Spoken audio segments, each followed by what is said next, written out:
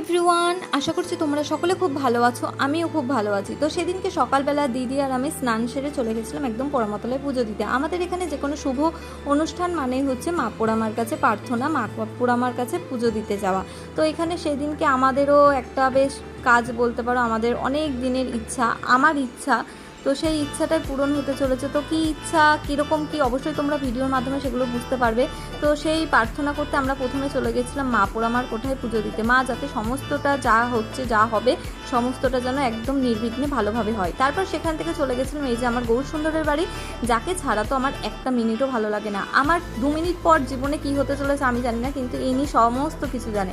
জীবনে এমন একটা দিন গেছে, কলেজ থেকে 7:30 8টার সময় ফিরেছি, তবুও আমি দৌড়ে ফ্রেশ হয়ে একদম গেছি তাকে দেখতে। কিন্তু এখন নবদ্বীপে থাকলেও তার কাছে যেতে পারছি না। হয়তো সে চাইছে না আমি এখন তাকে দেখতে যাই।